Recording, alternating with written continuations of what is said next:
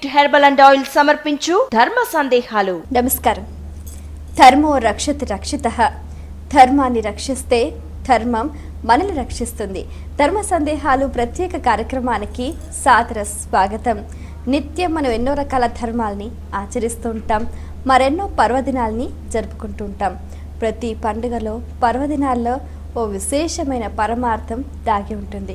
అయితే దాన్ని మన జీవితానికి అన్వయం చేసుకుంటే జీవితం ఆనందమయమవుతుంది. అజ్ఞానమనే నరకుణ్ణి సంహరించి జ్ఞానమనే వెలుగును అందించే పర్వదినమే నరక చతుర్దశి. అయితే ఈ పండుగలో కూడా మరెన్నో అంతరార్థాలు దాగి ఉన్నాయి.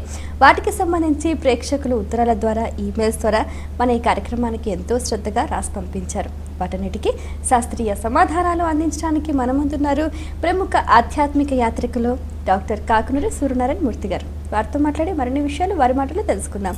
నమస్కారం అండి. నమస్కారం అమ్మా. మొదటి ఉత్తరం చూద్దామండి. అలాగే. హైదరాబాద్ నుంచి గణేంద్ర కుమార్ రాస్తున్నారు. నరక చతుర్దశి పర్వదినం విశిష్టత ఏమిటి, ఆచరించాల్సిన విధి విధానాలు ఏమిటి తెలియజేయగలరు అంటూ రాస్తున్నారు. ముందుగా ప్రియాతి ప్రియమైన మా ప్రేక్షకులకు నరక చతుర్దశి పండుగ శుభాకాంక్షలు, శుభాభినందనలు. నరక చతుర్దశి పండుగ విశిష్టత, మన పండుగలన్నీ భచక్రాన్ని ఆధారం చేసుకుని ఉన్నాయి. శింషిమార చక్రము అని మరి ఒక పేరు. ఆకాశంలో ఉన్నటువంటి నక్షత్రముల కదలికలకు ప్రతీకలుగా ఈ పండుగలు మనం నిర్వహించుకుంటున్నాం. ఋతుకాల మార్పులకు అనుగుణంగా కూడా ఈ పండుగలు ఏర్పడి ఉన్నాయి. 26 సంవత్సరాలకు పూర్వం, 26,000 సంవత్సరాలకు పూర్వం ఈ భూమి చలనంలో వచ్చినటువంటి ఒక మార్పుకు ప్రతీక ఈ పండుగ, ఈ నరక చతుర్దశి పండుగ. సప్తర్షి మండలం, ఆకాశంలో ఉండేటటువంటి 27 నక్షత్రాల మండలాలలో ఒక్కొక్క నక్షత్ర మండల సమీపంలో 100 సంవత్సరాలు ఉంటుంది. మఖ నక్షత్ర మండల సమీపంలో ఉన్నప్పుడు 5,000 సంవత్సరాల కింద మహాభారత యుద్ధం ఏర్పడింది. అలా గణన చేస్తే ఒక ఆవృత్తి పూర్తి చేసుకోవడానికి 27,000 సంవత్సరాలు పూర్తి అవుతుంది. ఇలా 26,800 సంవత్సరాలు సరాసరిగా లెక్కపెట్టి ఈ భూమి ఒక చలనం జరుగుతుంది అంటూ జ్యోతిషం గుర్తించింది. ఏమిటి ఆ చలనం అంటే, భూమి తన చుట్టూ తాను తిరుగుతుంది, ఇది ఒకటి. భూమి సూర్యుని చుట్టూ తిరుగుతుంది, ఇది రెండవది.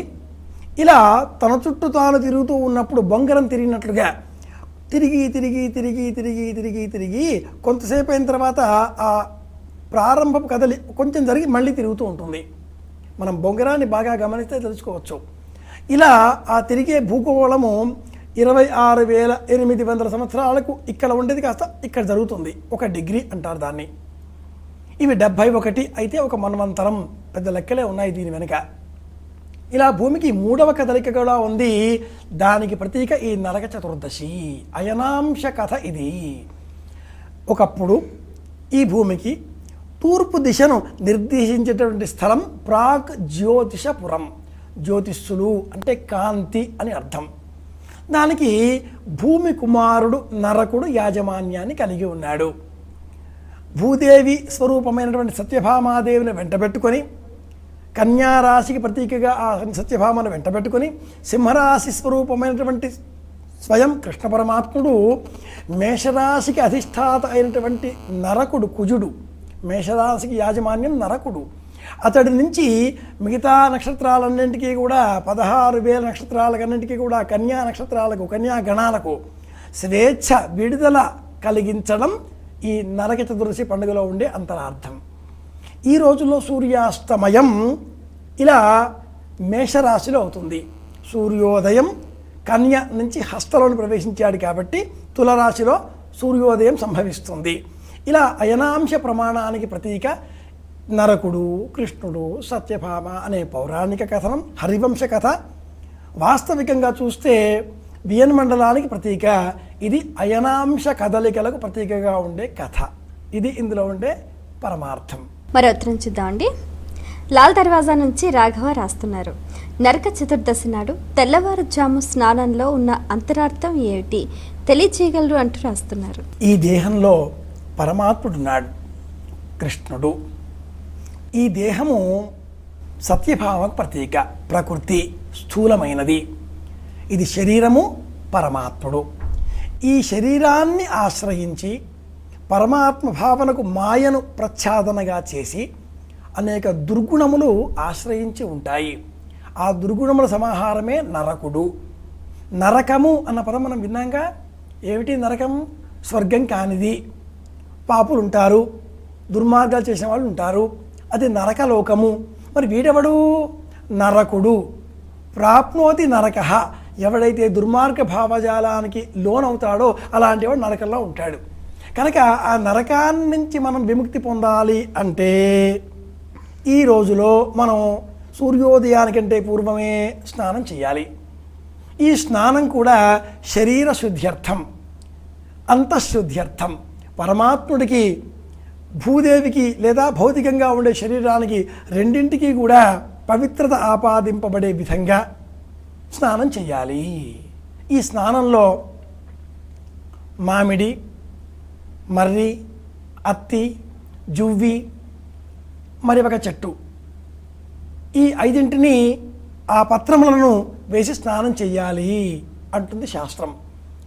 మేడి ఆ మరి ఒకటి, మామిడి, మర్రి, మేడి, జువ్వి, అత్తి, ఈ 5 పత్రముల ఆకులను నీటిలో వేసి మరగ కాచి ఆ నీటితో స్నానం చేస్తే ఈ శరీరానికి పట్టినటువంటి మాంద్యము, బద్ధకము, అలసట లేదా ఇతర గుణగణాలు మనం చెప్పుకున్నాం కదా, నరక భావనకు హేతుమైనటువంటివి అసూయ, మాత్సర్యము, కక్ష, క్రోధము, ఇవన్నీ కూడా తొలగిపోతాయి.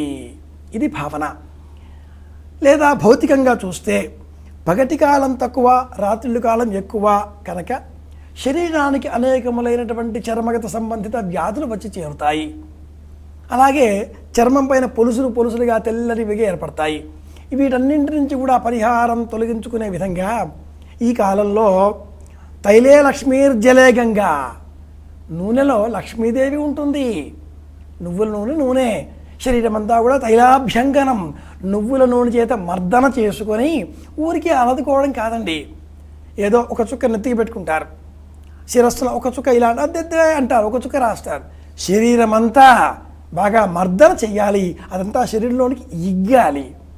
అలా మర్దన చేసి ఆ పిమ్మట గోరువెచ్చని నీటితో స్నానం చేయాలి. సూర్యోదయానికంటే పూర్వమే, ఉత్తమంతా అరకోపేత నక్షత్రంలో ఉన్నప్పుడే స్నానం చెయ్యాలి. దీనికే దీపావళి స్నానము అని పేరు.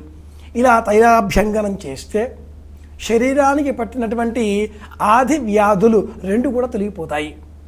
ఆది అంటే మనస్సును పట్టి పీడించే రోగము, వ్యాధి అంటే శరీరాన్ని పట్టి పీడించేటటువంటి రోగము.